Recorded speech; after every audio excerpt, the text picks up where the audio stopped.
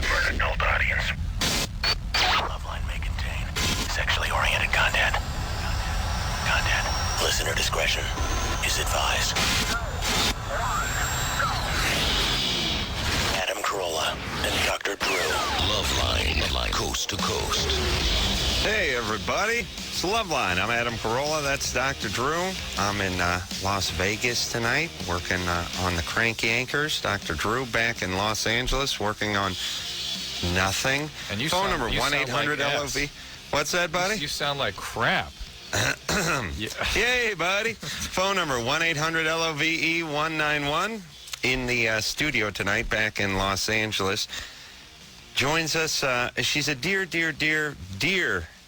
friend of mine, Rachel Dratch from Saturday Night Live. Rachel? Yes. Hello. How are you? I'm sorry I missed you. I know. I'm sad that I don't get to. She's very sad. lay eyes upon she you. confirmed your dear friend qualification. Said, I don't know. Adam's my brother's friend. He wrote me into this. I don't understand. I just got here a second ago. Dear friend. She's a dear friend. Well, Rachel's brother, Dan, has worked on The Man Show for a number of years now and is an excellent writer as well as a dear friend. Dear friend. And we started sucking up to Dan a few months ago, trying to get him to get his sister Rachel on the show. Evidently, he doesn't have a lot of pull with you, but we got him some Coldplay tickets, and that's there we go. That softened Dan up Now it's coming clear. just enough for him to get you on the show. And Yay. let me kiss Rachel's ass for just a moment. And Rachel, No, please, don't hold back. I don't have your bio in front of me, and I don't know if you're plugging It's very a movie. extensive. I assume it is, but Two Rachel, movies, Adam. Two movies. Two movies coming out. Well, Down with Drew, Love. you can plug those, but Yes. hold on a second. Now, Okay. Rachel has been on SNL for 4 years. 3 years. I About was to going go to into the say. fourth. I was going to say 3, and then I thought, no, it'd be more insulting if I went under, so I decided to go over. But Yes. she started off as, you wouldn't even known she was on the show for the first season. Oh, no. I know, but I it's didn't true. realize you thought that. No, I didn't think that. I Okay. knew you because your Right. brother's a dear friend of mine. Dear friend. Yeah. Yeah, but you were not one of the I was one a of the featured main. player. You were a featured Means player. you're like in the minors. Right, And then they make sure they want to keep you. Yeah, and you made it through the toughest times, and did. now you're emerging as a star on the show. Well, you know. Yeah, that's pretty damn good. I'm still sometimes in the minors, but, you know, it's kind of a roller coaster. Sometimes you're on all over the show, and sometimes you're in you have one line. Well, that's true, but as soon as you establish yourself as one of the main players, then you can take a week off. You know, if you have Sure. a game, if Barry Bonds can go Right. 0 for 4. You're resting up your arm. They're not going to cut him from the team. Exactly. Right, and Yes. that's what I want to say about my dear friend, Okay. Rachel Dratch. Okay. Now, plug those movies, Drew. Oh, well. Oh, ahead. Drew? Okay. Rachel can. Go ahead. Okay, I have very small parts in these movies, but it's like That's my all right. first little movie thing. So, no, one of them doesn't come out till April, and it's called Down with Love with Renee Zellweger, and I have 5 lines. But it's a really good movie, so that's all. Rachel, when Adam has 2 lines in a film, he talks about it for about a month. So Okay. No, it's a good movie, dare though. you. It's going to be really good. So, that's And the other one The other one? has a little ethnic flair. Oh, that one. Oh, okay. I don't know if this one, when this will come up. It's called The Hebrew Hammer. It's a Jewish James Bond movie. Adam Goldberg. That was Yeah. that was Drew's name in high school. Really? That one on the football Oh, team. yes. Actually, it's the Hebe Hammer. But Okay. it's all right. And I have probably 3 lines in that one. So, you know, keep your eyes peeled. Yeah, well, I'll watch anything with the Okay. word Hebrew in it. Okay. I'll eat anything with the word Really? Hebrew in it. All That's right. always been my policy. Okay, good. All right, and Saturday Night Live, when do you go back to work on that? The first show back is October 5th. So we start and up a week from Monday. how many episodes do you guys do? 20. Because I'm never sure how that works. I just know there's the new ones and then the reruns. Right. So, I don't know how that works either. I just look at the schedule. But yeah, we have 20 a year. Somewhere from September to May. Yeah. do they always do 20? Have they done 20 for the last 20 years? For the last 3 they have. I don't know about before that. It seems about right, but Yeah. I don't know. Maybe they did a 25 or 30, Maybe. I but don't we're not know. interested in the past. Right. Let's focus on the present.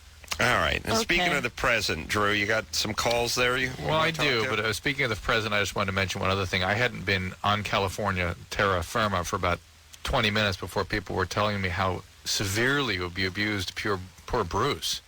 Oh, untrue. I mean, it just sounded like the De La Was Hoya Bruce fight. last night?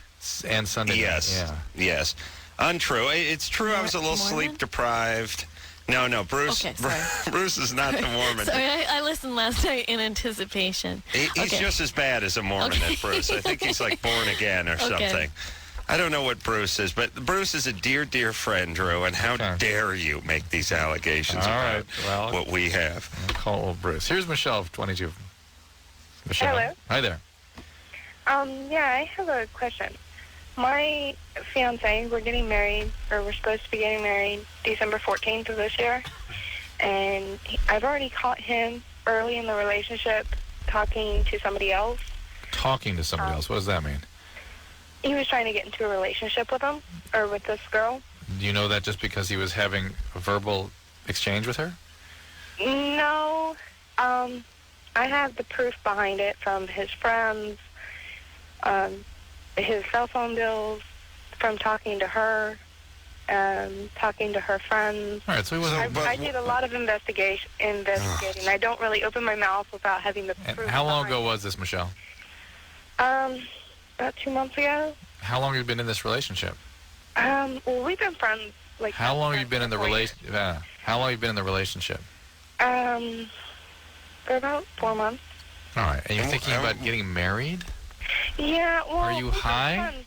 No. We've been best friends for 4 years, and like I've always run away from him because he's been so great to me. I've always felt like, oh, I don't deserve this, and this time he's really screwing everything up.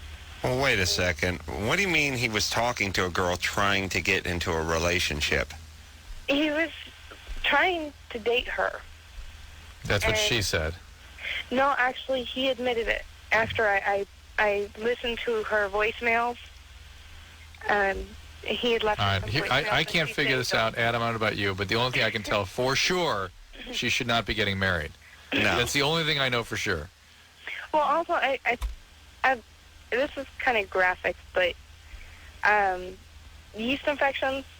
I don't know if you know how they work, but I have not had one since I was 11 years old, and I have one now, and I swear to God, it's from him because I haven't changed my eating habits. All right, Michelle, a couple things. I'm very clean First of and all, everything. wait a minute. It'd be very difficult for you to tell the difference between a yeast infection and a sexually transmitted disease. So if you think you, No, it is. I've gone to the doctor. and it's just well, yeast infections can occur from anything. They can occur just from stress. So you may be just I haven't been stressed, though. Well, Nothing do you in my life spread has yeast changed. infections that way? you really don't. You don't. I heard you can if You have can, sex with you- one girl and then you go and have sex Yeah, with another. but that's really unlikely. That's not the you can spread vaginal infections, but yeast is not a typical one. It can happen, but that's not hard evidence, okay? Okay. But you shouldn't be getting married. That's pretty clear. You only know the guy for 4 months in Oh, a what relationship. I understand you've been friends for 4 years, but come on. What, Drew? Relax over there. I don't understand what she wants us to tell her. Yeah.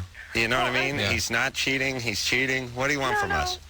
It's not really that. It's just if I should get married to him. I mean, Nope. No. No.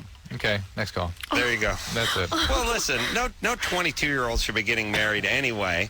If you guys had had a kid and you'd been together for 2.5 years, that maybe that's a different story. But Right. if this guy's trying to date, which is much worse than cheating, by the way, Right. this guy's trying to date as close as 2 months ago, and you have some suspicions surrounding yeast. It just Yes. doesn't sound like she wants No. to do it. It doesn't sound like a good idea. Whether or not it's something screwed up in her head and he's actually doing nothing, or if he's actually engaging in behaviors that she should be worrying about. In either case, she shouldn't be getting married.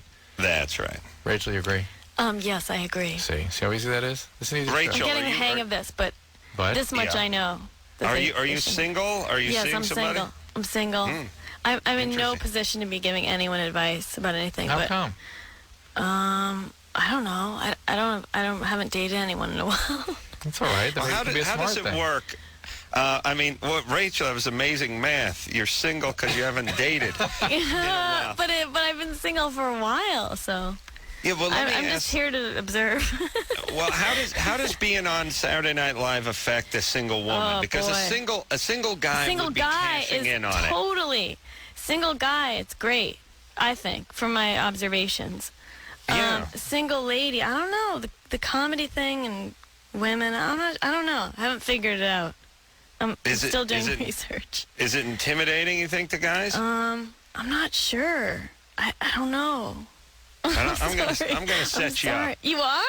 Yeah. Really? I'm gonna work something out with you. Oh, really? Mm-hmm. Uh-oh. I'm even thinking of donating some of my sperm to you so we can have a super hybrid of comedic person. Okay. All right. Wouldn't that be great, Drew? Comedic what? Super comedian. We'll create a super comedian. You know what I mean? Instead of me knocking up some cocktail waitress and giving birth to a dullard, Right. I'll nail Rachel, and we'll have a super improvisational comedian. Let's be fair here. Not nailing her. You're just donating. Right.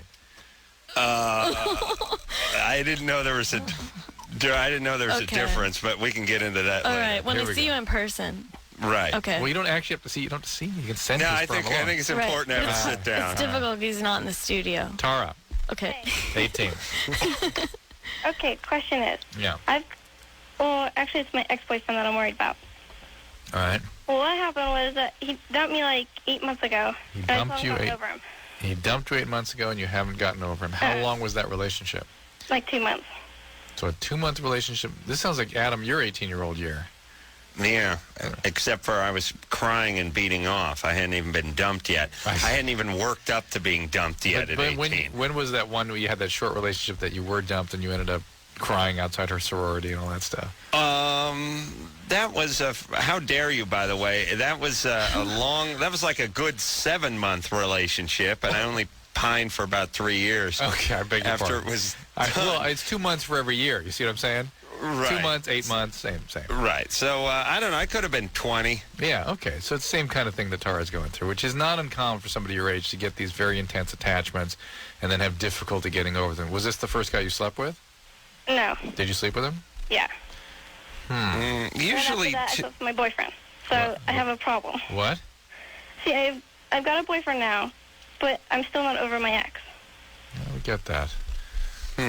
And why did you take the new boyfriend then if you weren't that into him? Well, because I thought I was over my ex, but now that he's back, I'm not over him. What do you mean he's back? Well, he went somewhere for like 8 months and he came back. Where'd he go? Why did you two break up? Like 8 months ago. Why? Why? Well, because he was moving somewhere and he decided to come back. And I don't do long-distance relationships very well.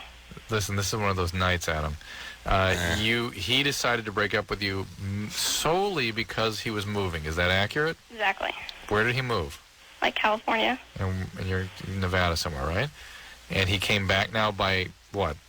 Well, because he had to go to school. Came back to go to school? Yeah. Why did he know that when he left 8 months ago? I don't know. How old is this guy, Tara? Hold on. Let me put her on hold for a second. Yeah, okay. First off, let's have Brian get her address off the air since she is in the state of Nevada. Is she And, part of your class action suit, or? I'm in Nevada myself. Oh, I'm just saying, I could dry up the tears, you know what I mean? Yeah, okay. But here's the deal, and I don't know if you're thinking this, Drew and Rachel, but I'm guessing this 2-month relationship wasn't much of a relationship in the first place. I for some reason, am convinced this guy is a total idiot. And Well, there's no doubt about that, but she's unclear on the details of the breakup, which says to me that the guy probably wasn't into the thing in the first place. That's right. I get that everything about this is fantasy, and she's defending, telling us the truth. That's why it's so confusing to talk to her. It's like, well, what? We can't figure out what's going on. She won't let us know what's going on. That's the problem. Okay. It's all so what should we do with her? Do you want to try to get the truth out of her? I'll try one more. It's like, Let me talk like to her pulling for a teeth. moment. All right. Okay. Tara. Yeah.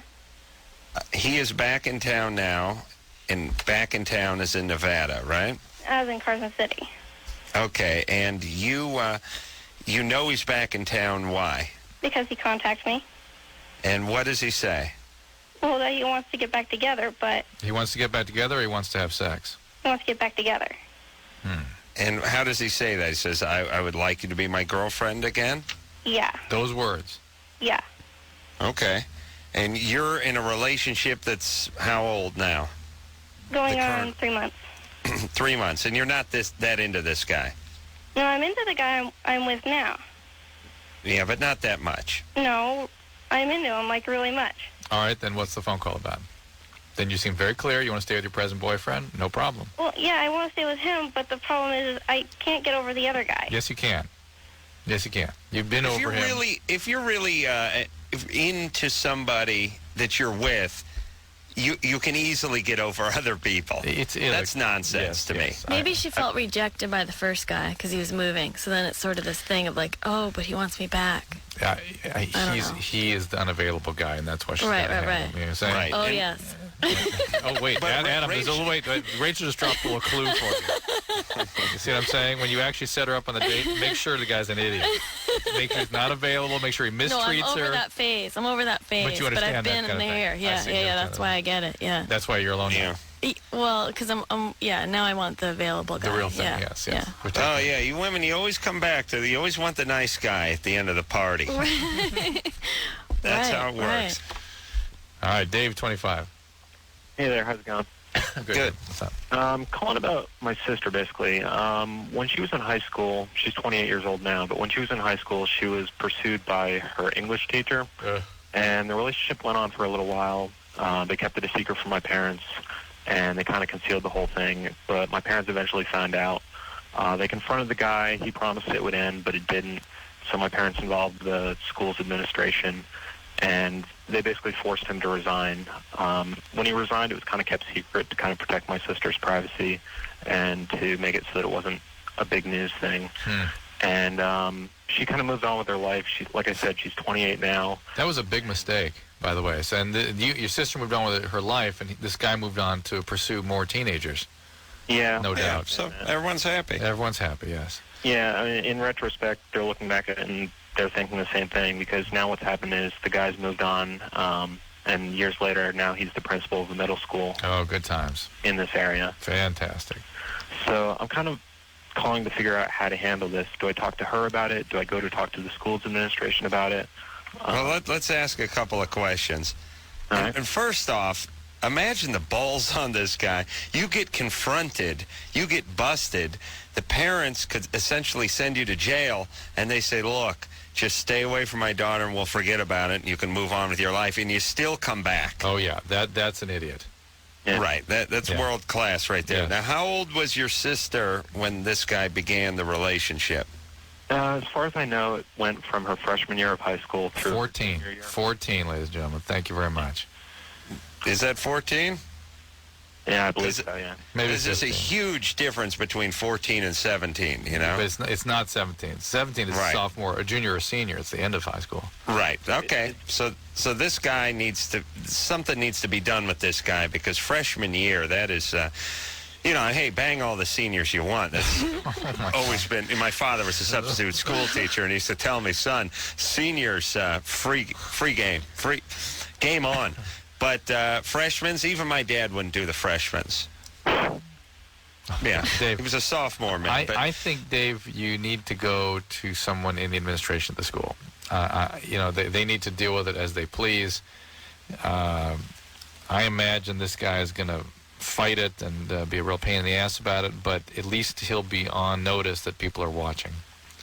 Right. what do you think your sister would say if you spoke to her? That's kind of one of the questions I had for you. Should I consult her first, or should I go around her? I mean, what I'm afraid of is going around her, and then it eventually gets back to her, and she finds out that I went and pursued this without her knowing. Well, how would they even know who your sister is?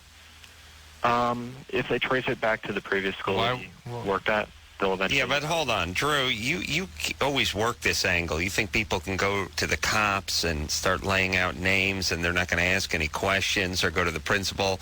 People want evidence. People are going to want examples of this. I mean, they're going to need to want to know what year and who it was, and they're going to want to see a little paperwork, I'd imagine. I don't know if anything exists, but You can't just have some guy come you're in right. on You're right, hearsay yeah. and get a Yeah. guy fired. No, I'm not saying that they would not fire him. I would expect, even if he gets the evidence. I think though the idea is that you got to monitor this guy very carefully. I think I would talk to your sister about it. Yeah, I personally would talk to an attorney about it too. I really would. If I go in and tell the school about this, am I liable for any? That's why I would talk to an attorney, to see if you can get yourself in trouble by doing so. But you need to do this. Yeah. Protect yourself, but this needs to be done. What do you do for a living, Dave? What do I do? Yeah. I do software development for a bank. All right. Can't you hack into this guy's computer or something and erase his line of credit or something? Can't you do one of those good movie things? You can't do that? I'm Yeah, okay. Crank anchors on this guy. Yeah. You All want right there, buddy. All right, Dave. Hey, God bless Dave. Yeah, I mean, he's doing the right thing. yeah. Speaking of crank anchors, what? Yeah. That's Go what you're ahead. doing out in Nevada, isn't it? That's what I'm doing in Nevada. I'm doing crank yankers because crank yankers cannot be done in California. I want to go to Hawaii. Yay! Yay! Yay! I want to go to Hawaii. Yes, I sat next to Jim Florentine while he talked like a retard for 4 hours today. Nice. Yeah, writing down jokes on a Marks-a-Lot board while a comedian pretends to be retarded and calls cafeterias and asks if they have pudding. Yay! Yay! Pudding! What the hell's become of my life, Drew? Well, Rachel, you understand, though. You're an artist. Yes, I'm an artist. Are you the one who wrote down pudding, Adam? What? What's that? Did you write down pudding? No, that was pre-decided. Oh, okay, that's good. I wrote down things like large pudding and nummy, nummy, nummy. oh my God. Oh, yeah. All right, shall we take a little break here, Drew? Yes. Tasty. Rachel Dratch is joining us tonight. She, of course, is from Saturday Night Live. She's a dear friend who wouldn't be here unless we'd gotten tickets for her brother to go see Coldplay. But Yes. I'll deal with Danny on my own terms. Okay, good. So we'll take a quick break, and we'll be right back after this.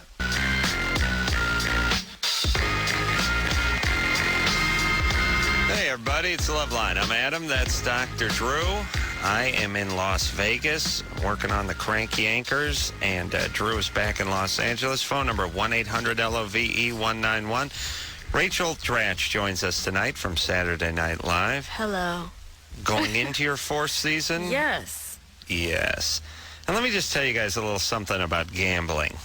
Because Okay. this whole gambling thing has not worked out for me at all in the last, 6 years. Is it ever supposed to work out? No. But, you figure if you just come out and you play $100, couple $100, and you play 21, and you come out to Vegas 10 times a year, 3 days, 3 times out of those 10 times, you might win.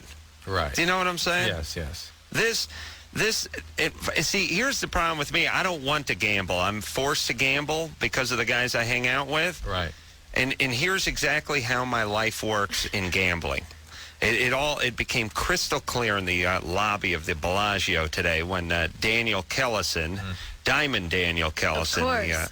you know I know Diamond him well. Yes. Yes, he is he's the boss of Yeah. Rachel's brother who works on the Man Show. Right. Diamond likes to gamble, and he'll get up 18 grand over here if he's here for a couple days. And cousin Sal, Jimmy's cousin Sal, who's not, it's unfair to people who have a gambling problem to say he has a gambling problem because this guy's essentially a bookie, and all I want to do is check into the hotel at 7 o'clock at night. We're done with work. I want to go to my room, take a little nap, and come to Loveline.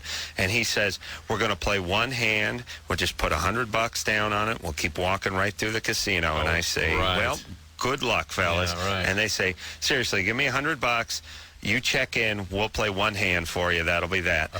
Either you win or you lose. And I think of myself, I can't just continuously lose. It's impossible that I lose nonstop for the rest of my life. And Daniel wins a lot, and so does Sal. So I'll give my $100 to Daniel. You play one hand. I'm going to check in, and I'll see at the table. Just one hand, $100. The hand he plays, now, he sits down at the table, and they deal him blackjack with my $100. Daniel? Oh, yes. Oh, my. King and an ace. But guess what the dealer has? Blackjack. And by the way, I just got back from Reno, and I was playing blackjack all night and never got one goddamn blackjack. They shouldn't even be. I have to call it 21. I can't even call it blackjack because that does not exist in my lexicon. But I did get blackjack, and the dealer got blackjack, so they let it ride. And they played one more hand, and of course they busted on that one. Yeah, of course. But now, how often do you get blackjack and not win? Especially one hand. You play one hand and you get blackjack. Go ahead, Rachel. I'm one of those girly gamblers who, like, I've played the slot machines a couple times, and then once I got sucked in by that game that the quarters are supposed to fall over the edge of the thing. You know that game? Yes. They have the little push hands on there. Yes. That thing is a scam. Don't do it, Adam. No, what I do know you do? you're You just- tempted. Oh, I you know, but flip here's the quarter Well, up. no, you drop a quarter and it falls, and like all the quarters are poised over the edge, and it looks like they're all going to come crashing down, but only like two. Ever do. Yeah. That's when there's Stay little- away from that thing. This is my girly gambler guy. Yeah, but how much? I mean, seriously, you could lose $33 playing that for an hour and a half. I don't know. I lost 100 in the slots. To me, that's a lot of money. I don't know. There's a lot of I money. mean, I guess hanging out with Sal, that's like chump change. But that anyway. was over the course of like a many day, hours, right? Yeah. That's nothing. I've never idea- won winning. anything in The Vegas. thoughts that these things are games of chance is incorrect. They are adult entertainment. It's an That's right. entertainment fee you're paying for the privilege of having fun gambling. But it's not a game of chance. You know, one thing I didn't know either until I spoke to the woman who picked me up from the airport, who used to work for like Mandalay Bay, is, you know, when these high rollers, when they bring them into town, they give them a line of credit, 50 grand, 100 grand, 500 grand. They don't pay it up if they lose a couple $100 grand when they leave, oftentimes. Let it ride? They have 30 days to pay it. Right. So imagine this. You come into Vegas, you lose a couple $100 grand, you go back home to New York, and you got someone calling you a week later saying, we're going to need the 200 grand. Nice. Drew, how insane would you go? I mean, it's one thing to lose it while you're at the table. Yeah. And they did lose it at the table, but it's got to hurt that much more paying $200 or $300 grand 3 or 4 weeks later when you're back at home and your wife wants to know what the hell's going on. Oh, true. I can't even, my brain won't go there. All right. Let's go to some calls. I'm having a panic attack. Tammy's 25. Hi, Rachel. Hi, guys. Hi. Hey. Hey, I'm having a problem. I've been seeing a certain person off and on, which is one of my best friends for 9 years. Well, I'm currently seeing him, but I've never been able to have an orgasm with him. With anybody else in between time when I haven't seen him, no problem. Even by myself, no problem. I don't know what the problem is with him, though. Can you give us what? The good news is that if he's listening, he'll kill himself and he won't have to deal with this problem anymore. Can you give us any hints? Is there anything about the act with him that makes it different? I don't know. I don't know if it's because I'm too self-conscious around him. Why are you self-conscious? Well, I used to be a little bit bigger. Right now I'm about 130 pounds, 5'7", and before I used to be about 180, but I always had this in my mind that he wanted somebody slimmer. So throughout time, it first became a thing to lose weight for him, but throughout time, it was just a mental thing with me where I had to be toner to be happy for me, not for but now anybody else. here you are, and Yeah, you're and I'm still weird having a about problem. it. But what is it with this relationship? It was a 9-year friendship, but you kind of had benefits, but he was kind of your boyfriend, but he kind of wasn't. What's up here? What's up? What is the deal? That was the whole thing. It's off and on. Yeah, that's the whole thing. No wonder you can't be vulnerable with him. You're never really connected to him. You never can be vulnerable because he's going to take off, or he won't let you in. Yeah, I feel that's a problem. Like maybe it's because, we've been too close as friends, or maybe it's because I still feel too self-conscious. No, look. All right, wait a minute. Here's the deal. Adam, let me just cut through this really quick. He still considers this a friendship. He doesn't consider it a boyfriend so much, right? Exactly. If we were to ask him, he said, well, I've got this Tamara. She's great. Whenever I need to have sex, she's always available. Of course you can't be intimate with him. So Please, what do you think is going on? This guy's probably has other girlfriends. I mean, what are you doing? Well, as of right now, he doesn't. He's totally different from when he was before. He is more attentive. He is more affectionate. Before, he was going through a little problem where he was on some, I guess he was taking crank or something, but he's been through rehab. I know he's a total loser, what you guys are thinking, but he's totally regrouped from that for more than 4 years now. He's sober 4 years. Doesn't use any pot or any alcohol. No. He doesn't use anything. Okay. And then, Okay, well, let me ask a couple questions. First off, can you regroup alone? That's number one. Don't answer. Just think about it. You mean without Just think about it. What do you mean alone? I just mean, is it mathematically possible can to you be in a group? regroup? Yes, right. Can one person regroup? Right. Again, don't answer it. Let's all just think on that for a Rachel wants to second. kill herself right now. No, I was laughing at that question. Yes. Can you regroup alone? That's all. Thanks, baby. That was good. That was a good one. That's why you're Our dear, super dear baby friend. is going to be really funny. Yeah. Go on. But maybe we'll mix in some of Drew's sperm, too, so he's got some book smarts, you know? Okay. Does well on the SATs. Right. Knows how to save a buck. Lord knows he'll know how to save a buck. But now, Rachel's already got that part. okay, so Tammy, well, I don't think she's been in a relationship with this guy. I agree with Drew. Absolutely. Yeah, like are you guys officially dating, or are you just hanging out? Well, kind of, sort of both, but I guess more on his level, it's more of just a friendship thing. But when we go out anywhere, he introduces me, but, you know. Drew is right.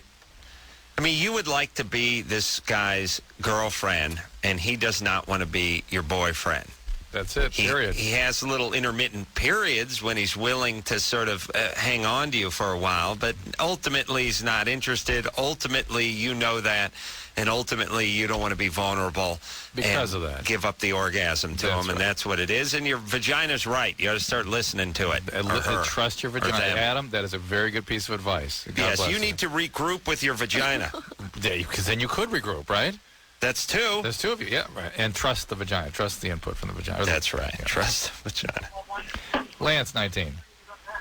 Yes. What's going on, Lance? Oh, not much. Is this Adam and Drew? Yeah. How's it going, guys? We're good. Good. And Rachel Dratch, too, by the Turn your way. radio down or TV or whatever that is. I'm having a little trouble trying to find a girlfriend here in L.A. I moved here about 3 months ago, and I work on an ambulance now here in Englewood. Where'd you move from? Turn your radio down. Turn your radio down. Oh, just hang up on this idiot, would you? Okay. Oh my God, you guys are harsh. Well, you know, the phone screeners tell them turn the radio down. It's the cardinal sin of calling in a radio show to have that radio up. And just get back to him in a little bit, Drew. Okay. All right? He gets punished. Okay. Richard, 19. Hi, how you doing, guys? Good. Good. Love the show. I've been listening since Ricky Rackman. Quite some time. Adam is a great addition to the show, and Drew, his expertise is always there when you need it. Thank you. So, I just had one quick question for Rachel. Mm-hmm. What can I do if I have itchy down there? Itchy down there? I have itchy down there. Come on. You know, what can you do if you go to a Japanese spa Yeah. and Oh my you Lord. come back with crabs? It's not This cool. Right. Do you know this See, guy, no, Rachel? but now I see now I see how this works because on the computer it says how long did it take you to get on SNL, I have itchy down but there. in reality it's I have itchy down there. Right. See, the So, screeners are okay. getting... I don't know. Stuff's getting past the screeners tonight. Right. Okay. Let's try this one. What's that, Adam? I was going to ask her, how did she get on SNL? Well, I had itchy down there, And that did it, huh? I was at Second City in Chicago, which is an improv comedy theater extravaganza. And then SNL comes through and they scout there and at the Groundlings in LA, which Adam, I believe you did for a while. That's right. Well, That's he right. was dismissed from the ground. Dismissed. I didn't know about that. But yeah, so that's how, Adam. That's kind of nice, though. I mean, do you ever just think about, I mean, if you grow up and you're doing comedy or you're dreaming of doing comedy, becoming a cast member on Saturday Night Live is really like growing up a baseball fan and playing center field for the Yankees. The World Series. It is. Yeah. It's total dream come true job. Yeah, definitely. I'm completely appreciative of it. Right. It's Except a fantasy for job. The baseball announcer is not quite right because they make millions and right. True. of dollars. True. But it's still fun though. All right. Okay. You want to take a break here, Drew? Yep. All right, Rachel Dratch is here from Saturday Night Live. I'm in Vegas, Drew's in L.A., and we'll be right back after this.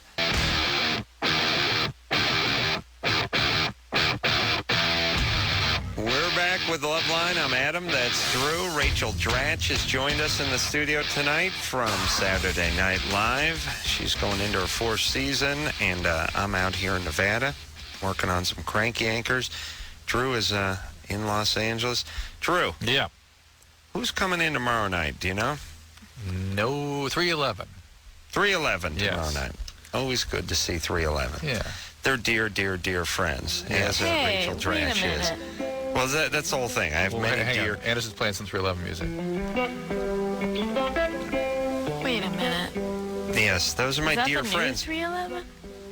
I have no idea. Yes. But the point is Survey Rachel's says. a dear, dear, dear friend. I just whereas need one more 311 deer than 311. Rachel Dratch is, she's a Okay. triple dear friend, Okay. whereas 311 is a double dear friend. Okay. Thank you. Right. All right, Drew. What's happening? Rachel went to college in New England, too. I did. Oh, really? Yeah. You guys didn't go to the same college. No, Almost. but I almost went. I almost went to Drew's college. I chose a different college, but I sort of wish I'd chosen Drew's. Yeah, because then you could say you went to Drew's college, right? Right. Yeah. That's what I wish I'd done instead of cleaning carpets in North Hollywood for 3 years. Oh. It's all right. I'll make it all back now. She went to Dartmouth. It's a little different than cleaning carpets. Dartmouth is good, right? Oh, yeah. Yeah. Now, what's the name of the team in Dartmouth? Well, it's a controversy because in the old days it was the Dartmouth Indians, and then of course that's politically incorrect, and now it's just Big Green. When did they change that? I don't know, in the 70s Late or 70s, something. yeah. And it was a big, like, there's still alumni that are pissed off about it. I don't And Drew, get what it. about aren't the Lord Blue Jeffs? Bloods pissed The off Lord- that the Lord they're taking Jeffs? the Lord Jeff name? Well, Lord Jeff was famous for killing a bunch of Indians and for having invented germ warfare. Put smallpox in a bunch of blankets and gave it to Indians. But Is see, that nice? that's my thing. As Is a that white nice? guy, Oh my God. I don't want any white mascot Lord Jeff types. And when are us white people going to band together and get rid of the Lord Jeffs? It's sort of bizarre, though, that having an Indian as a mascot is not considered something of an honor, and while Lord Jeff is okay. Well, I understand the sort of generic Indian term, but I don't know. To me, the warrior and the brave, that kind of thing, Yeah. that kind of thing's sort of a tip of the hat, isn't it? Yeah. I thought. You know what I mean? I mean, don't know. the Indian part I understand because the Indian is just sort of almost it's a generic term, you know. All right. But warrior, that sounds pretty decent, and I didn't know it only pertained to American Indians. Do you know what I mean? I mean, weren't there great warriors in Grecian times? Yes. Do you know what I'm saying? Yes. I don't know But how they maybe lay the- claim to the warrior part. But maybe the visual. It's the offensive. mascot part. Yeah. Right, it's Well, the that- drunken guy who's riding a slot machine through, at halftime or each time they score the touchdown. I think that's the part they object to. Nice. True, Yeah. wouldn't that be a great mascot for an Indian? A drunken guy, you'd get him in, No, you'd get what him have in I like begun? you get him in like one of those cigar store Indian kind of, you give him that Indian with the hat and the long braids hanging down, and you'd have those zingers coming off his head so you knew he was drunk, like in a cartoon, and he'd be waving around a jug that had triple X's on it, Right. and he'd be riding a horse that was done up like a slot machine. Nice. Yeah, you're a genius. Let's keep going here. Thank you. Okay. Let's see. This is. I still feel bad. Okay, go ahead. You still bad about I what? feel bad for that EMT who got cut off. He's still being punished. This Okay. is Katrina. Yeah, we 20. can talk to him next one. Katrina. Oh, hi. Yeah. Yeah. My question is, that in May I slept with this guy, and he basically we started having sex. Basically? Yeah. And when we were having sex, he asked me if he could take the condom off, and I told him clearly, no, we cannot have sex without a condom, and we continued having sex. But in the middle, I had to go to the bathroom, and when I came back, I didn't know he took the condom off. And we went back to having sex, and I asked him, do you still have a condom on? And he wouldn't answer me, and I didn't really figure it out until he pulled out and came between my legs. So and he pulled out before you ejaculated. So you didn't get pregnant. Okay. No, I didn't. Right. I went and got tested for that. Okay. All right. And my question is, I've been rolling this around since then. Is like, could it be considered rape? It's an interesting question. No, well, I wouldn't. I don't think it could be rape. I wouldn't think rape. I think something. deception. Yeah, it's something. It's a little slimy. Because I don't know that you'd have to ask an attorney. It's a legal question. No, it's not a great question. It's not a great question, but a legal question. Well, what kind of question is it then? Is it or technically was it rape? No. You have to look up the legal definition of rape then, and then see if that No, but fits I mean, there are things there are things you can do. I mean, if someone gives you a venereal disease, for instance, there's legal recourse. Okay. Then he knew he had something? He didn't tell me. What did he give you? Warts. He gave me genital warts on my cervix. Yeah, of course. But that's hard to prove that that's where it came from, right? I know he is between him and my boyfriend now, he is the only guy that I have had unprotected sex with.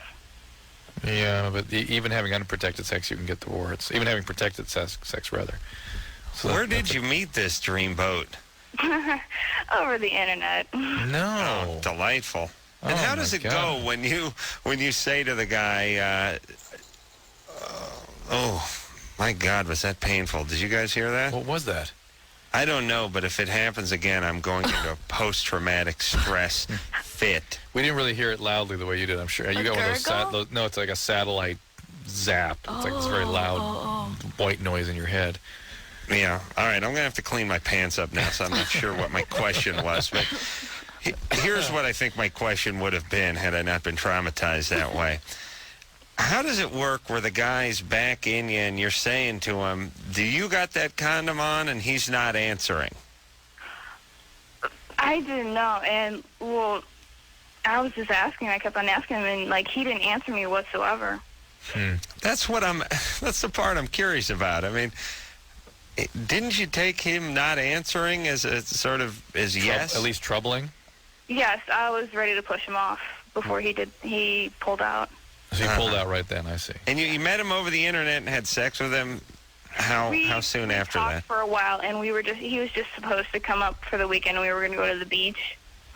Katrina, what were you thinking? Think about what that sounds like as a guy. He was just supposed to come up for the weekend. Are you kidding? What Katrina, what were you thinking? All right. She made a mistake. That's all right. So here's the deal. I just don't think you're going to be able to pursue this legally. I'm not saying this guy's not an a-hole, and I'm not saying you weren't victimized. I just don't know what the hell you would do about it at this point. Oh, there's nothing. Drew? No, there's nothing you can do about it. But the question is, would that be actually a rape, or is there some other category of transgression that can be sort of? I would think there is another category. I just don't think it would be rape. Yeah, I agree with you. It's not fair to all the guys who actually raped to call that rape. Maybe it's some sort of sexual assault or something. Could be. Anyway, but at this late day, what's she going to do about it? And thank God she has a boyfriend. Maybe she learned something from this. This whole internet thing, boy. Imagine if that had been around when you were 19. Oh, my God. You know what guys can do? I'm imagining, because I don't know anything about the internet, but guys can work the internet like they're fishing with 5 or 6 poles all in the water at the same time, seeing what gets a nibble. I mean, you could have relationships going all over the country, and they could be in various stages, and they could all just be going simultaneously, and the whole idea is to come out there and visit them on the weekend. Adam, you're scaring me.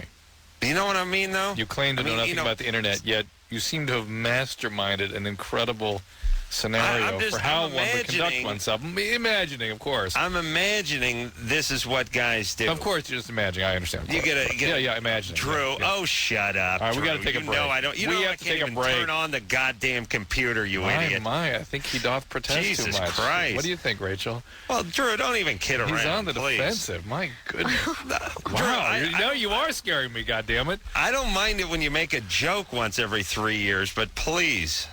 I'm not offended at the allegation. I'm offended at your attempted humor. That's Okay, all right. That I accept. Okay, now you're starting to make sense again. We got to take a break.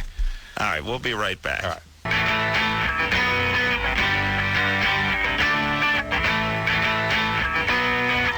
Hey, everybody. Loveline. I'm Adam.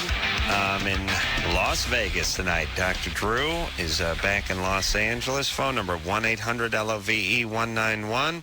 Rachel Dratch is in studio tonight. She, of course, is on Saturday Night Live, going into her fourth season. And let me ask you guys a question. Okay. I got to get myself a cab back from the studio tonight. Are we going to go through this again? Yeah, well, here's the question. How do you think I should play this? Because last time, I think I spoke about this at the end of the show. Oh, yes. I got a number from the cab that drove me in. And they said, yeah, just call this, at 11:45, and the cab will be there at 12. No, cannot have. I called at 11:45, and the cab dispatcher said, we don't do timed calls. No, you must call when you need the cab.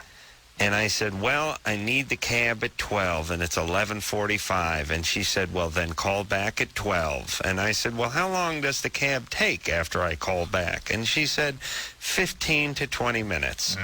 And I said, well, seeing as how it's 15 minutes from the time that I'd like to be picked up, why don't we just go ahead and dispatch the cab? Yeah. And she repeated the refrain, we do not take timed calls. Oh. And I said, but if I need the cab in 15 minutes and it's 15 minutes to 12, then why not send the goddamn cab at 12? And she said, call back when you need the cab. And then I said, I need the cab now. And she said, that was so painful. We didn't hear that here. Oh, my God. What'd she That was say? another big static blast. But she said she wasn't going for it. I couldn't fool her that easily. So I ended up getting a ride to the strip club with one of the brothers who worked Thank down God. the hall at the Urban Station. But I don't know. Now, what would you do if you were me? Would you call tonight at 11:45 and say, I need a cab this moment? Yeah. Do you have an engineer you're working with? Well, he's split. Oh.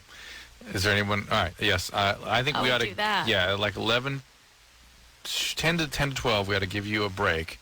And you 10 go to make 12. and you go make the phone call. When we break for our 11:38, 10 minutes late. Do it at 10 because it's a decent walk out to the street there and stuff, and the distances are big in that town. All right. You know what I'm saying? All right. Good times. Good times. Here we go. There's Brian, who's 28. Hey, Rachel, Adam, Dr. Drew, how you doing? Brian? Good. Rachel, I just wanted to know, what were you doing before you started at Second City?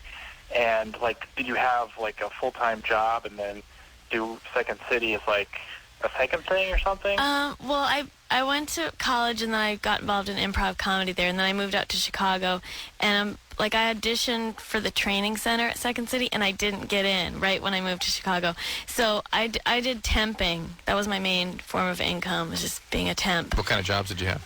I worked in I was just a secretary person. I worked for a pediatrician and I don't know, just all over town kind of thing. Oh, I also worked in a mental hospital for a summer too, because I thought I might want to be in psychology because I was still kind of not sure. But anyway, that's a whole other story. So then I finally, after 3 years, I got into the touring company of Second City. And when you do that, you sort of go out here and there, and I was still temping. And then I got on the main stage, and once you're on the main stage, then you don't need another job. So How much does that pay when you get on the main pays stage? I don't know, maybe $500 a week or something. But in Really? Chicago, that's totally enough to live off of. Yeah. Because, if you get on the Groundlings main stage, you don't get any money. I know. I've heard that. Yeah. Actually, I was just in L.A. this past week checking out the groundlings. Oh, yeah? So I was thinking about, like, I wanted to pursue that. Uh-huh. So I just wanted to ask you, like, about that and everything. Well, I know, like, at Saturday Night Live, like, about half the people are from the Groundlings and maybe half are from Second City. And then a couple are stand-ups. A couple extras are stand-ups. But, yeah, the Groundlings, I don't know. Adam's done that, so he would know more. But I think they both Second City and the Groundlings both basically have the same sort of sketch, show, and with an emphasis on improv comedy. But they both have this sort of hierarchy that you have to start at the bottom and work your way up kind of thing. Well, I did have a sort of a two-part question because I wanted to ask Adam, like, I just started doing stand-up also, and I just I'm trying to get into all this, and I know that Adam mentioned one time that he's done stand-up for a while and he hated it, and Adam was wondering, like... How gay are you? A while was like 3 times? Oh, no, I did it off and on for years. I just never really got anywhere. I mean, I hated it because I didn't get paid anything, and I wasn't any good. It sucked, yeah. You had to go wait in line at those long open mic nights, and guys abused you. You know, the guys who run those open mics when you do your stand-up are frustrated comedians, so they're abusive to other people that are trying to get into comedy, too. And I'd just like to take this moment to tell all of them to kiss my hairy ass.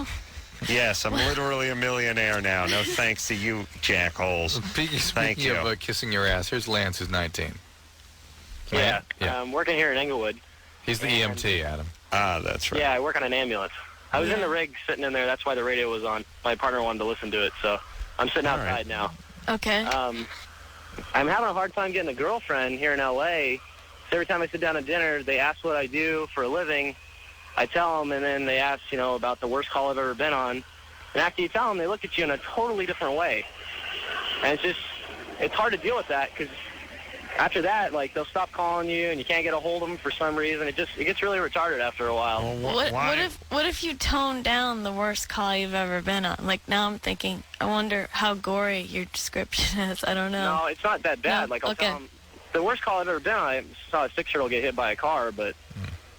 I mean, other than that, anything you tell them, even if you tell them, I don't really like to talk about that kind of stuff. Girls, well, listen, you gotta do what Drew did when he was in medical school and he was trying to date underclassmen. You just do that thing where you ham it up a little bit. You talk about saving lives, and it gets a little boring playing God. And one time he had to do emergency tracheotomy using a ballpoint pen to save the Pope's life, who had rolled his Pope-mobile or something. I mean, you got to embellish it a little bit. You got to make it a little more glamorous. But Adam, you know what I'm saying? Put your Loveline hat on for a second, and think about the fact that he's blaming it all on this, and come on, that's no way. No, it's not all that. I mean, I've had a girlfriend before, but it's just lately because I moved here 3 months ago. Oh. Yeah, but it's because you scraped up a 6-year-old and brought them to the hospital that they won't date you? Scrape them up. It's not. I'm not saying that. I mean, I've gone out on dates with them. It's just... All right, just think about that reaction for a second, Adam. Just think about how he made you feel. Yeah. You know what I'm saying? I think he's a jack-off. There you go. All right, but also I said just because you scraped up a 6-year-old and took them to the hospital... He gets angry. And he said, I didn't scrape them up. I went on dates with them. No. Probably not a great listener. Yeah. All right, But so... 3 months isn't... I mean, 3 months, if that's pretty... You're new to L.A., right? Well, now that he expects... I'm trying to make he excuses expects in for 3 it. months to I know some... landed someone. Right. It's like, hey, come on. No, but Drew, isn't it true that every time we talk to a guy who's having a little trouble with the ladies, after a couple sentences we understand why he's having a little trouble with the ladies? And it's even more obvious when they blame it on something completely spurious. Right. They want to blame it on something. You go, wait a minute, that doesn't make sense. Right. Because it has And nothing to do with it. Here's the through line, and Rachel... Yes. Oh, my God, there goes that thing again. No. I swear I am going to have to kill myself. Does it sound That is like, crazy. Does it sound a little like this? No. Anything? It sounds a little like that, Yeah. but much, much worse than that. Whiter and louder. This is really loud and really staticky. Okay, I'm unnerved now, officially unnerved. Are you happy, Anderson? Okay, let's go on with our calls. No, Oh. here's what I want to say. these guys have difficulty scoring with women because they don't treat women like they're human beings. Right. And I'm not saying you should treat women like human beings, but you can't let them know that you're not treating them like human beings. Oh, my God. His whole thing is he's trying to pick an angle. Yeah. You know these guys we're talking about all the time? They treat picking up a woman like they treat catching a marlin. Right. They want to figure out the right time to do it and the right bait to use, and then they start blaming other extraneous the wind was wrong when it doesn't do it. Right. Yeah, they're not human beings, and the thing that women pick up on is that they're not human beings, and they're not treating them like human beings. Right. That's right. Thank you. This is Danielle, 20. Yeah. Hi, sorry. What's going on? I actually had a question because... What are you sorry about? We haven't even talked to you yet. Why are you sorry? What? Why are you sorry? Oh, because I'm just kind of nervous. Okay. Okay. All right. Deep breath. Deep breath. And go. Okay. So I had a question. I'm talking to my stepdad right now, and he was actually, he wasn't charged with child abuse, but supposedly he sexually molested my little sister, my older sister. Now they have doctor's proof that he did sexually molest my little sister. Mm-hmm. But now she wants to see him and stuff, and I don't know if it's a good idea. Is that his biological daughter? Yes. And how old is she? She'll be 16 next month. Wow. New. And why were you talking to him about this? Well, I wasn't talking to him about it. I've just been talking to him, just talking. And so he asked me, if I could, make it so that they could communicate. Didn't you ask Adam why she's talking to him? No. Well, I did mean why is she talking to him about this, which is the way she initially sort of phrased it. But as it turns out now, well, maybe she is talking to him about this. Are you talking to him about this? Well, I don't ever talk about him being ever molesting them because he says he never did. And so has the court separated him from the children? Yes. All right, so he needs to talk to his attorney about getting things back. You should have nothing to do with this. And what about the older one? How old is she? 22. And how come you weren't molested? Well, I don't really remember a lot. So I don't. Well, he used to beat me up. Oh my God! Why do you communicate with this? I don't know. S-head. I don't. And what's up? Listen, as I've always said, this guy deserves all the abuse you can hand out, but Mom deserves a nice swift kick in the crotch too. Yes. Well, my mom bringing this a-hole home. My mom is mentally ill, and we got taken away from her when we were 10. Oh, my God. Danielle. Well, then how did this guy get into the picture? Well, he was allowed to see us for a while, but then, the court intervened and said he was not allowed to see us anymore. And then I went to a group home because I started getting into trouble. And then we connected, and I just started talking to him. And that's, one question. I don't understand, why I talked to him. I don't understand. Well, hold on a second. I want to get something straightened out here. Okay. This guy's your stepdad. Right. But he has a biological daughter as well who's 16. Yes. And another biological daughter who's 22. No, that's his stepdaughter. That's your sister. Yeah. Oh, okay. Daniel, let me answer your question. Why do you keep going back to an abusive a-hole who abused your sisters, who was responsible for you being homeless, basically? And it's really the same thing that young children do. When you've been highly, severely traumatized, as you have been in childhood, it arrests your development, the emotional development, the character development. And so some of the strategies, some of the behaviors you manifest end up being the same as they would have been if you were 6 years old or 8 years old. And one of the things young children do is that no matter how awful parents are, they keep going back. They keep going back. They still love them. They still are open to them. They still turn to them. It's all they know how to do is to turn to the people that they're responsible for their caretaking, even though when they turn to them, they may get abused or rejected or abandoned or sexually abused. God only knows. You are still doing that. Yeah, because I feel so bad for him.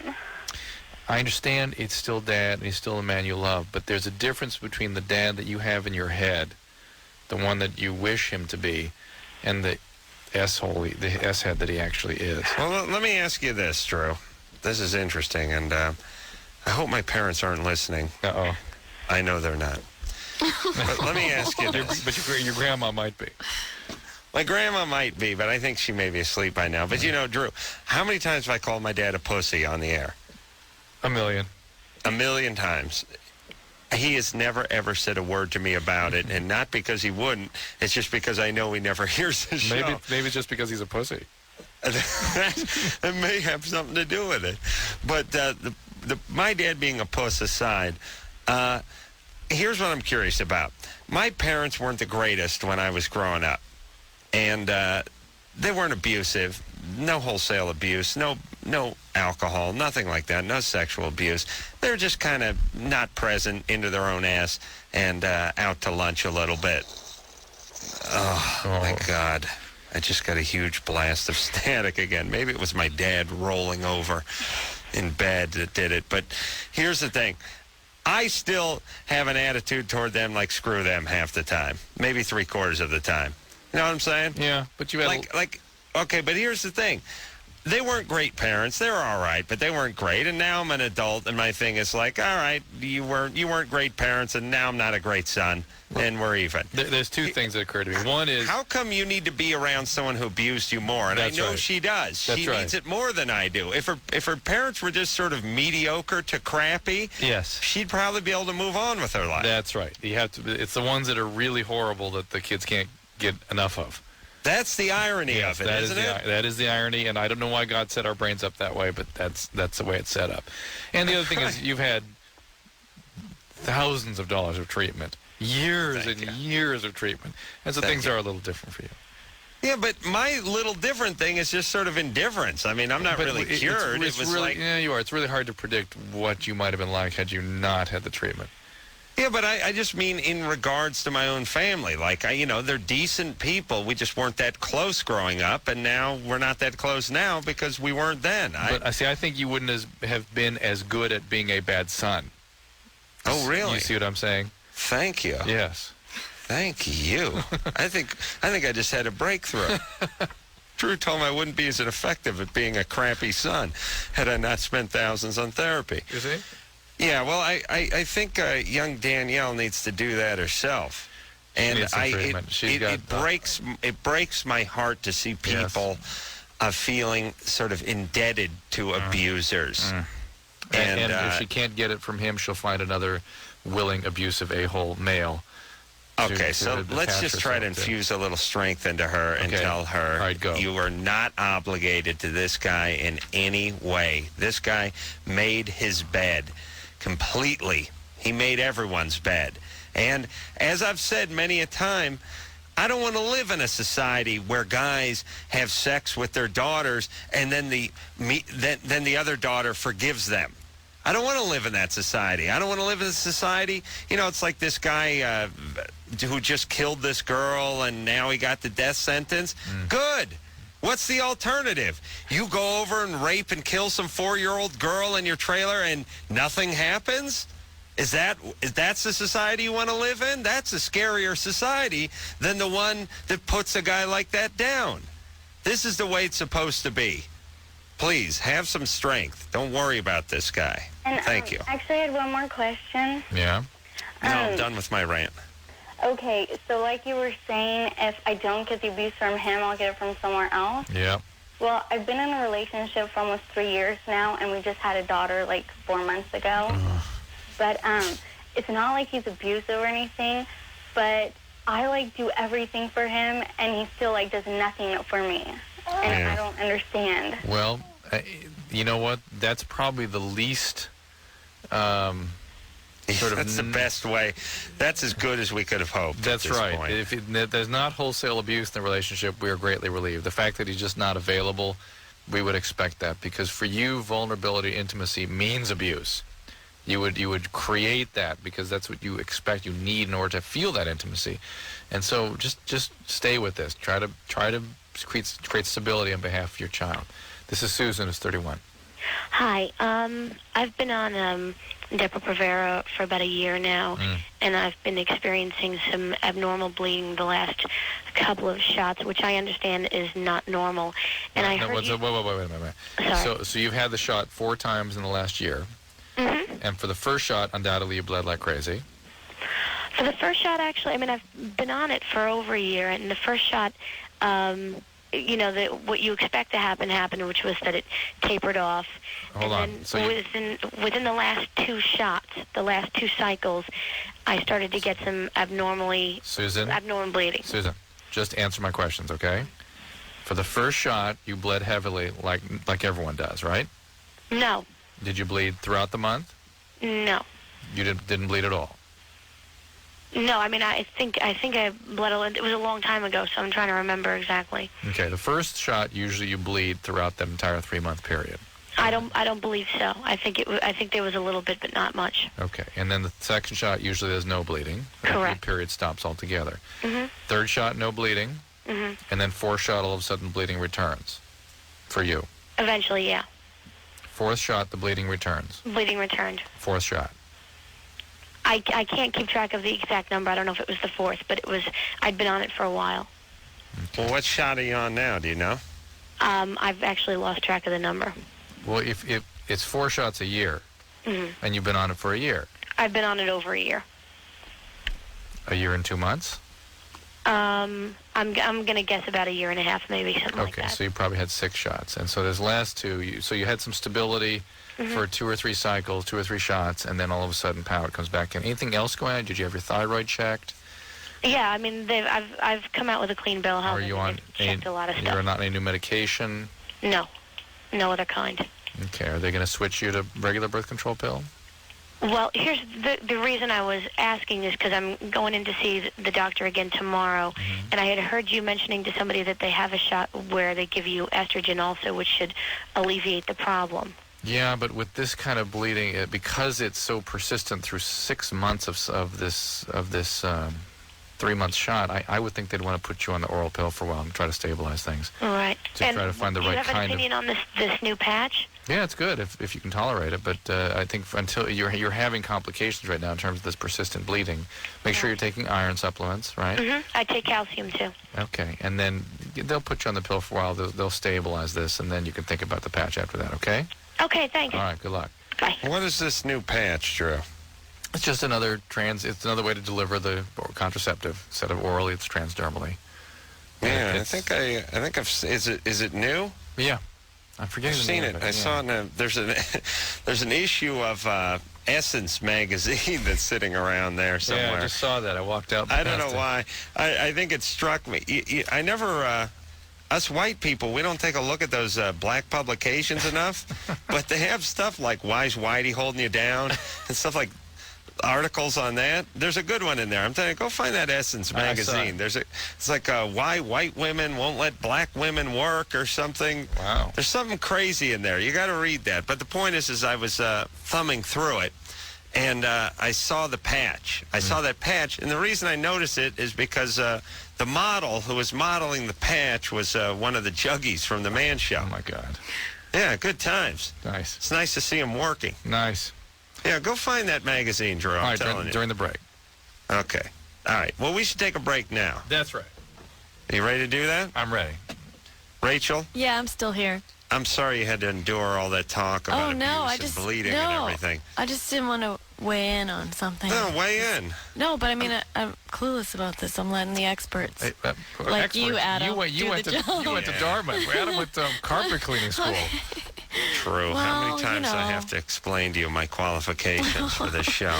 Life. Right. Yes. No, my qualifications for this show are this show. That's right.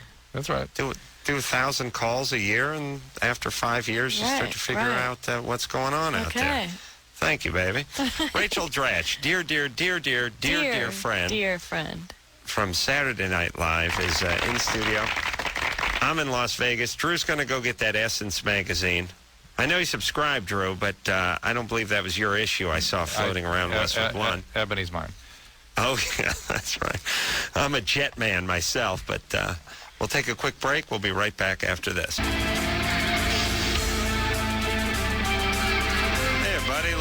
I'm Adam. That is Dr. Drew.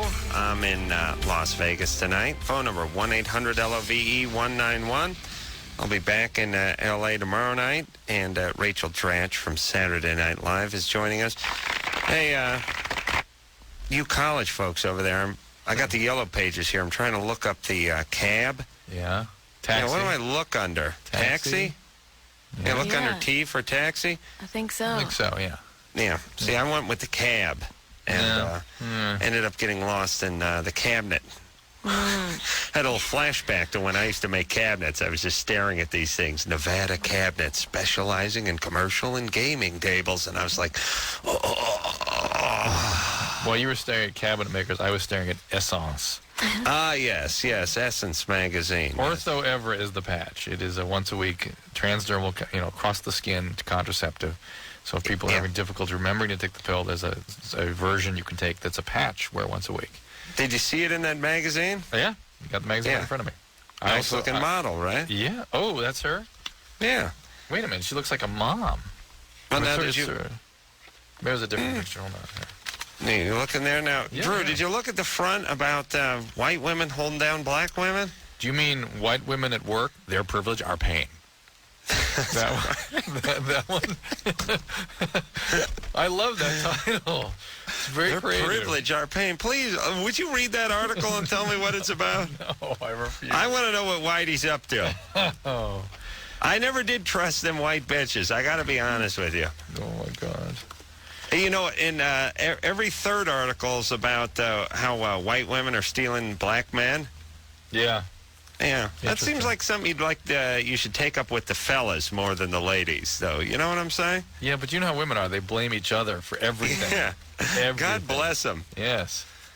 All right. I'll read the article. Drew, you can look into that article and get back to us on it. I'm very interested in what their pleasure and pain is. Privilege. No, they're privilege. Privilege. Okay, now, all right. Remember we were talking about the... You know, it's funny. There's a black woman who's staring at me through the window right now who works at this radio station. Well, ask her to get some comment from her. I'm scared she's going to put a shiv in me. Oh, please. All right, let's go. Remember we were talking let's to go the girl, to the phones. Right, Yes. we were talking to a girl a while ago who wondered if it was rape when a guy pulled a condom off midstream and ejaculated around her, and when she'd said clearly she didn't want that. And so here's Mike, who's 29. He's a law student. Going to give us an answer on that one. Hey, how's it going? Hey, Mike. Good. Good. Just want to say you guys do great work. You should be very proud. Thank you. Yeah. Especially when Adam talks about his napping and masturbating. I'm very, very proud. Oh, yeah, he's a god's-all, man. So let's see here. I was just actually happened to be studying this today. It's in torts law. And this is based on a Michigan ruling. So, if she wants to consult a lawyer, she'd have to, make sure there's that precedent in her state. But what this says is, one who knows he has a venereal disease and knows that his sexual partner does not know of his infection commits a battery by having sexual intercourse. Okay, well, that wasn't the question. The question was, he didn't know he had an STD, presumably. She may not even have gotten it from him.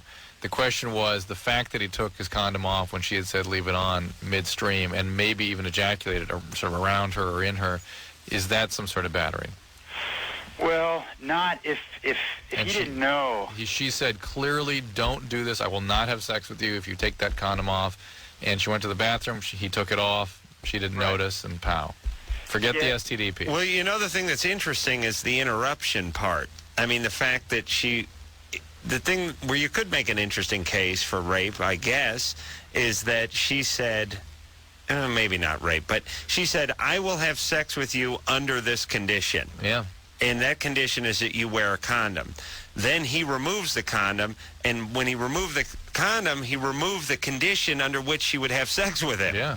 So now he's having sex with her with no conditions, which is a slight bit of rape. Yeah. Yeah, it's negligence. I mean, she might be able to, the burden of proof would be on her, but there might be documentation there that he knew he had the venereal disease beforehand, Right. So if you could prove that, then you'd have a case. And it all happened 5 months ago, and it's very unusual to have male ward documented. Very unusual. So that is all right. Yeah, not unless they come down and burned off or something. All right, Mike. Thanks. Yeah, you bet. Bye-bye. Bye. That's a tough one. Here's a Rachel question. Ryan, 26. Yes. Hi. Hey, Ryan. Hi. Hey. Is Rachel Dratch there? Yes, she is. Wow, I can't believe I'm talking to you right now. Oh, my God. I can't believe it. I'm not worthy. Oh. No, joke. Okay. Basically, you guys were talking earlier about World Series, how being on SNL is like a World Series kind of, and I'm kind of an aspiring comic myself. I've been watching the show since I was 10, and so it is kind of like a dream for me. But anyway, I've never done stand-up, and I'm thinking about going into stand-up, but I'm kind of nervous in front of people. Right. Like I did a presentation in one of my classes, and when I was doing it at home, obviously I was pretty damn funny, but then when I got to class, I was like... Right. Well, I think like part of either improv comedy. I've never really done stand up, but I did improv comedy, which is like the group thing where you get suggestions from the audience.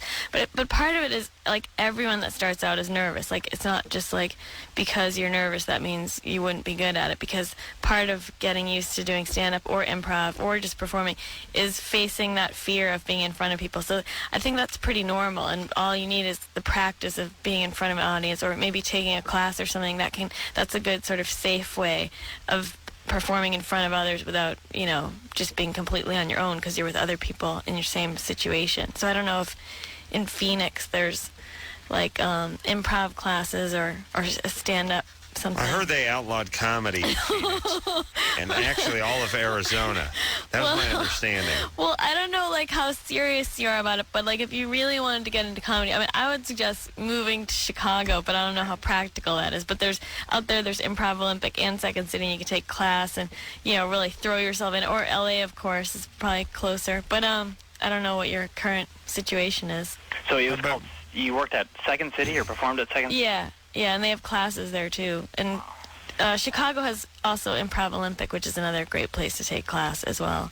And then L.A. has Groundlings and Improv Olympic and a bunch of other things. They have Acme. I was at Acme There's a ton for a of while. stuff. But basically, getting in front of the audience is the first step. So I don't know if there's somewhere you could do that, like an open mic thing. But just know that the fear is a definite, it's a definite part of it for everybody. Even me, Ryan. Wow, even Rachel Dratch. Just what a dear friend. Adam, I knew I loved this Essence magazine. Pushing for emergency contraception. See? Oh, they're pushing for emergency contraception. God that's bless good. them. Yes. But find the article I found about it. I'll read it during the break. pain. I'll read it. Okay, but now here's I think what Rachel is saying, which is all the people that aren't nervous that you see on TV were nervous at some point. The reason they're not nervous now is because they've been through so much crap that they're skilled now. It's the same way a baseball player, to harken back to the sports analogy, isn't nervous when he's at the plate. Oh, I just got hit with another one of those huge static shots. But the point is he's not nervous at the plate because he played in high school, he played in college, he played in AAA, and by the time he got to the pros, he wasn't nervous. Right. So you have to do that maybe, go ahead, comedically. And maybe in Phoenix there's like the Giggles Shack where the if there's like the stand-up club there, maybe they have classes or something. Then you can practice in a safe environment. In front, you'll be in a group of other wannabe stand-ups, and then you'll sort of get started that way. Okay, let me ask you guys a more pressing question. Okay. I can't find anything under taxi. I can't find anything under cab. Well, there you go again. There you go. Checker cab. Taxi. Well, yeah, or yellow cab. We're looking at the white pages. I'm opening the yellow pages. Shouldn't there be something under cab or taxi? And I tried looking under... Adam? Yes, I tried. I got taxidermy here. I tried looking under transportation too, and couldn't find anything. How can that be not under taxi? I don't know where the goddamn cabs are in a phone book. This is what prevents me from being a human being. Because once in my entire life I decided to act like a human being, which is, I need a cab, I'll just pick up the yellow pages and call the cab like a human being and go out and meet it. And I look at the yellow pages for 25 minutes, I find nothing, and then I just want to go back to carpet What cleaning. comes before taxidermy on the yellow pages there? Okay, I'm now flipping around, but what you take another call and I'll tell you. Well, I'm reading Essence magazine right now, so I want you to tell me what comes before taxi. This is a great magazine. It beats the crap out of Cosmo. Oh, really? Oh, my God. It really is good. All right. Well, let's see. I got tax, like tax services. Yeah. Oh, wait a minute. Okay. Here it is. Thank you. Here it is. Thank Yes, you. very good. Yeah. But let me tell you something. I'm in Nevada. I got the yellow pages, and there's 3 taxi cabs. Taxes on one page, taxidermies on the next, and taxi cabs takes up 1/4 of the bottom of one page. And so what does that tell you about that business?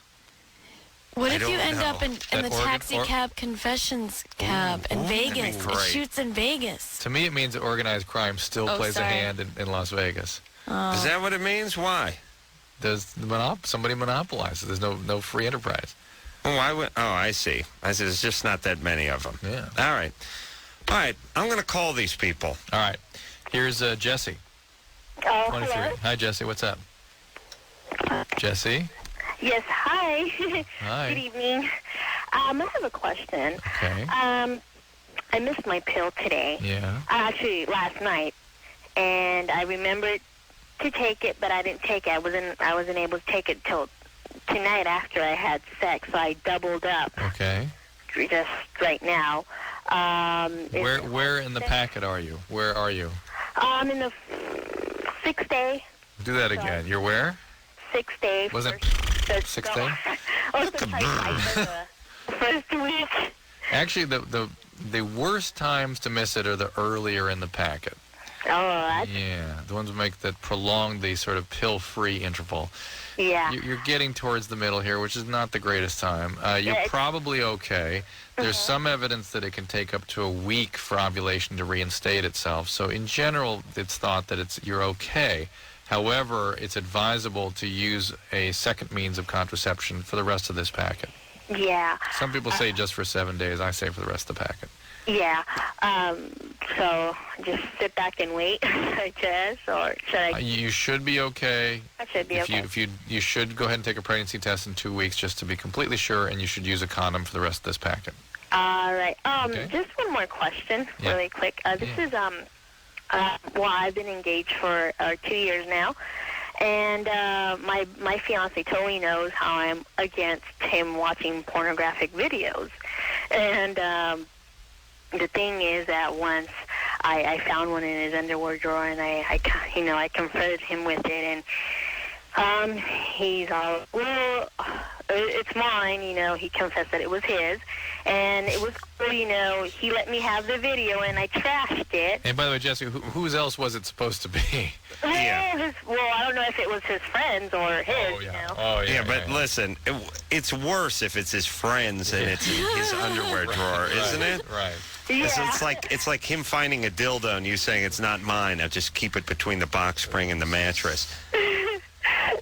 Anyway. All right, so you destroyed it. Yeah, I destroyed it. We went to the... To me, that's like burning books. That's like when I hear about the Nazis burning books. That's what I think of when I think of destroying pornography. It's one step away from Nazi Germany. Yeah. And well, that was a while ago. And How did you destroy it? I smashed it.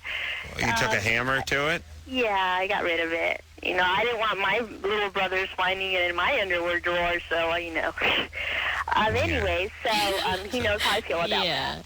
And also, I left my bag in his truck one day, and I found that his truck was unlocked, so I went in it, and I dropped my bag on the floor, and as I was reaching towards it, I find behind his car seat Hooker's body. 3 pornographic videos. I'm like, what the heck is this? So All right. Would you put this loudmouth on hold for a second? Okay. Look, I don't want to get into my usual line of questioning with her about what the hell happened and what did your dad do to your mom. But we all know something's up with the chicks who get a little spazzy with the porn. Well, no, little and their old men. spazzy. Little spazzy is probably healthy, but crazy spazzy, taking a sledgehammer and Yeah. We don't know if it was a sledge. It could have been a mini sledge or a single jerk or a ball peen hammer or a waffle-ended framing hammer or smooth-edge finish hammer, perhaps a hatchet handle hammer, which is something that I enjoy using. But she probably took a hammer of some form to it. I agree with you, Drew. Mm-hmm. And we know something's wrong with her. Mm-hmm. And I would not marry her. This is a woman that has energy. And there's something up, and it has nothing to do with the pornography. That's right. And I don't know what the answer is, and I don't feel like talking to her about the answer, but don't blame this guy. Because we need to take a break. Yeah, and don't pull this S either, which is what all you broads pull, which is, oh, it's not the fact that you had the porn, it's that you lied about it. Of course he lies about it. He has to lie about everything in front of you. Because it's like living with an adolescent. You're going to spin off into space if you ever find out the truth about anything. If you let the guy go and beat off once in a while with his porn, he wouldn't have to lie to you. But you create an environment where he needs to lie, and therefore he lies. So please don't act like that's the part you're pissed about. Should we take a break? Yep. All right. We'll be right back after this.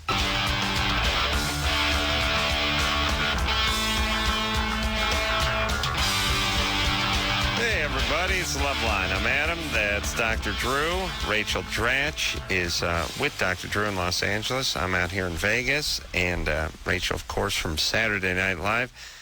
Well, I called the cab company. Yeah. Okay. And they said, it took about 10 minutes worth of information from me about what suite I'm in and what my cross streets are. And then they said, well, if the cab doesn't show up in 20 minutes, call us back. That sounds about right. Yeah, and I said, yeah, but what are we going to talk about when I call you back? Well, call us back. That doesn't sound that promising, does it? I wait outside for 10 minutes, and then after 20 minutes, when I realize it hasn't come, I go back inside and call them? Perhaps, though, they were listening to you on the radio and noted that the cab may have come and gone by the time you actually arrive at the corner, at the curb. Drew, you know, last time we tried this, I ended up just walking down the street. Yes. Until I finally had a cab pass me in the middle of the desert. Yes, yes. It wasn't bad. It made me feel like I was doing something. Okay, I may do that this time. All right. Drew, did you read Essence magazine and find out? Yeah, it's good. It's a good article. This is a great magazine. It Well, really what's is. going on? What's the title of it again? It was, White Women at Work. But the headline on the front of the magazine was, White Women at Work, Their Privilege, Our Pain. All right. And actually, what happened? There's a good article about how to navigate sexism and racism in the workplace, not just for black women, but for anybody. But what about the white women? Well, it just talks about how that you need to sort of play the game of the workplace, and that white women seem to be more attuned to that, and black women need to learn from that and follow suit. That's all. It's good advice. I about think they got it in for our white women. That's all I'm saying. No, it's not one of those articles. That's a good article. All right. And by the way, but here's the point: it sells magazines to have it seem like it is. You know the what? front of it would suggest that. God bless them. Maybe that's a Cosmo to take a page from that and go ahead and sell their magazines and then put some substance inside. All right. Drew, big Essence fan. Yeah, I am. And by the way, as I was driving in, I pulled a real power move driving in here. I had the cab drive through a Taco Bell. Which I just thought to myself, you've arrived when you're telling the cab to go through places, even if it's a Taco Bell. The idea that I had the cab pull through the Taco Bell was a real power move on my that was a class move, Rachel. Yeah. Yeah. And I passed a big fitness club. It was like Nevada Fitness, and it said, women free. Women enroll free. No payment for the ladies. And I thought, people sort of gloss over this part of society, but there's a lot of like women free nights at clubs, and there's a lot of health clubs that let women in for free and stuff. I don't go for that. But women What pay is more. that? Women pay more for haircuts and dry cleaning. Now, what about insurance? What about car insurance? We pay twice as much for that car insurance. How dare you? Well, Dry cleaning. That's just because you guys I'm just listing little factoids. Yeah, but the reason you pay so much for that dry clean is because you wear all that frilly taffeta everywhere. All right. We got about 1 minute before we have to go back to break. Here's Kelly. Go to those dead balls and your taffeta. Kelly's 18. Kelly, what's going on? Hey, I was wondering if I were to get my nipples pierced, would I still be able to breastfeed in the future? Would God let you? No, would I be able to? Yes, apparently you can. Though the breastfeeding already is a difficult maneuver. Women somehow think that it's something that happens automatically, and naturally it doesn't. You have to be trained in it. And having had the piercings apparently makes that a little more difficult, but not impossible. Okay. The piercings then come But just keep in mind, no guy likes it, and if he does like it, you shouldn't like the guy. Why is that? She said, why do no guys like it, or why shouldn't you trust the guy who likes it? Both. Well, the reason no guys like it is because it's unattractive. Okay. It's weird looking. And the reason you shouldn't trust the guy who does like it is because he's into an unattractive and bizarre look and should not be trusted. It speaks volumes about him. Okay, thanks. All right, baby. Not being funny, Kelly. Being serious. Good times. I'm just saying, why bother? Listen, you crazy broads with your crazy hair and your big unicorns painted on your nails. Guys don't want this. Why bother? Like, you guys, Rachel, please, go with me here for a second. Okay, what? You're going through the airport. You see some crazy broad with her hair 5 shades of orange, and it's standing up like she's Bride of Frankenstein. And you think to yourself, is there a celebrity? Yeah. Well, where did you get the idea that this looked good? Like, when you open the French fashion magazines, you see the crazy orange hair? Is there any when you turn on Entertainment Tonight, do you see any of your favorite celebrities? Do you know what I'm saying? Yeah. Have you seen this hair anywhere else? Why are you doing it if you've not seen it anywhere else? Because I think, like, they're in search of an identity. But if their identity is sort of like a husky, crazy-haired chick in the ski pants, then they've nailed it. No, I'm with you. You're with me, and you're with me on the tats and the piercings, too, right? Yeah. Uh-huh. And now we're going to... I know... Quiet down, Drew. Well, I know now we got to go 1,000 with guys. you on a commercial break. I know 1,000 guys, they go to a strip club, they see the chick with the tats and the piercings, and it's like weird. They don't like it. Stop doing it, women. Please, You're screwing strippers, it up. please. All right, let's take a little break, and we'll be right back.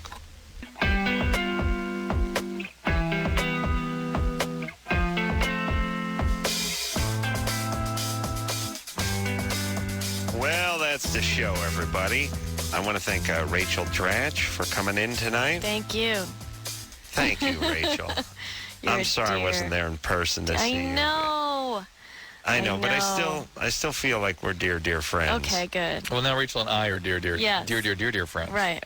Well, Rachel, you're going to be in Los Angeles for how long? For the week. She's doing shooting an episode of King of Queens. Ah, I see. Well, we shan't see each other then. I know. I thought you're going to be here for the whole summer or something. The whole summer, which ends in a week. I know. Yeah. Which actually was over Tuesday. That's right. But, when I come to New York next, perhaps I could come see a taping of Saturday Night Live? Certainly. Oh, that would be great. Well, I'll call your no-count brother Dan and see what I can arrange. All right, good. Perhaps I'll dangle some more full-play tickets in front of him. Okay. All right, so, hey, Drew, call me on my cell phone. Will do. I got a lot of time to kill, buddy. So, until next time, this is Adam Carolla for Dr. Drew saying mahalo. You know, sex is not a recreational sport. This has been Loveline. The opinions expressed on this show are not necessarily those of the staff, management, sponsors, or this station.